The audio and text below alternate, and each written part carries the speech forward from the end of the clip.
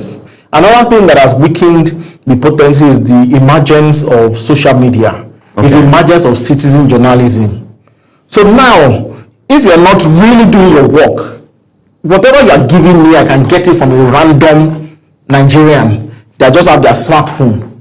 So if all we are doing is press release journalism, is like reporting an accident, for example, reporting incidents, we can easily get that. A lot of times, we would even get this news from blogs, from social media blogs, faster than we get them from TV or from traditional media.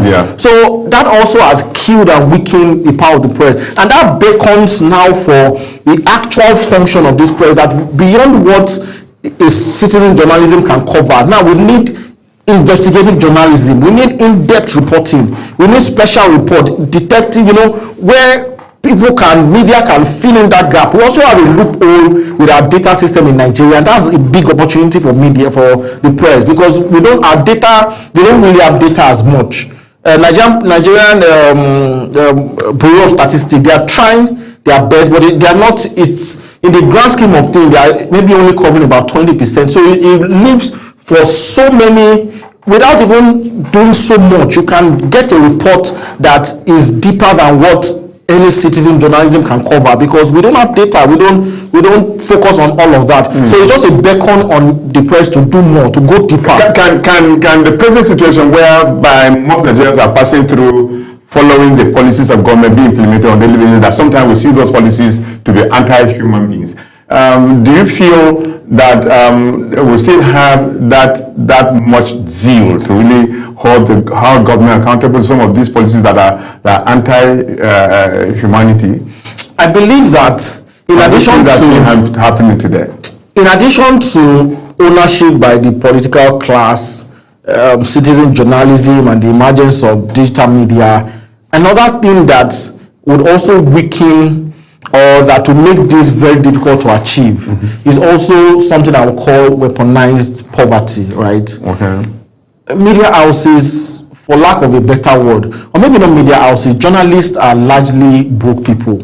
The pay is ridiculous. They don't have as much, and perhaps this has been the practice all along. However, when the condition now worsen and the pay does not commensurate, so at the end of the day, is it now worth it to go above and beyond? Most media houses will not even fund your ambitious special reports. You want to travel and go and investigate something, you probably not get funding for it unless you take it out of your pocket. And sometimes you can push so much that you even get sacked because you are beginning to touch places or things you're not supposed to. Probably the live wire to that particular station. Yes. So apart from, when all of these factors are in play, there's no will anymore to pursue the right thing, to do the right thing. And there's also tokenism that has also bedeviled media journalism in Nigeria.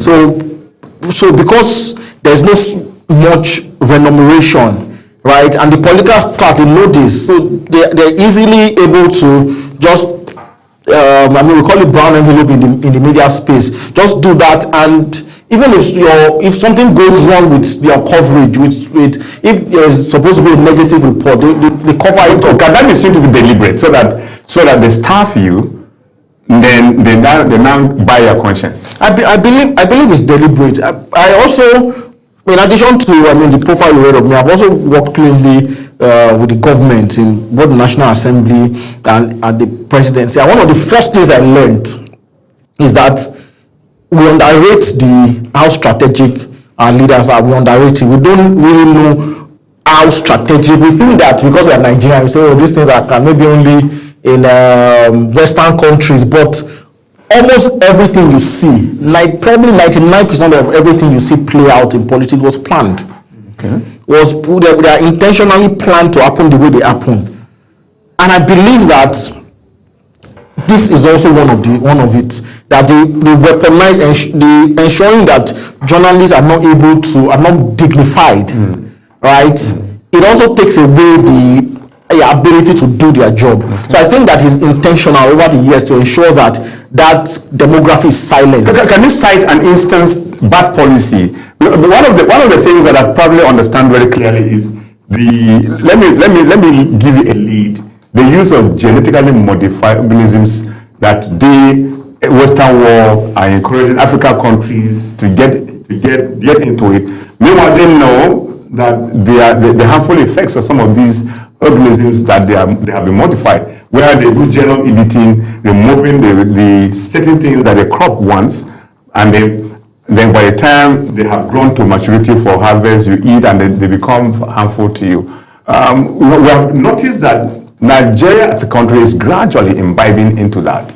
Yes, and I think that's a very bright example. That's a very good example that we need to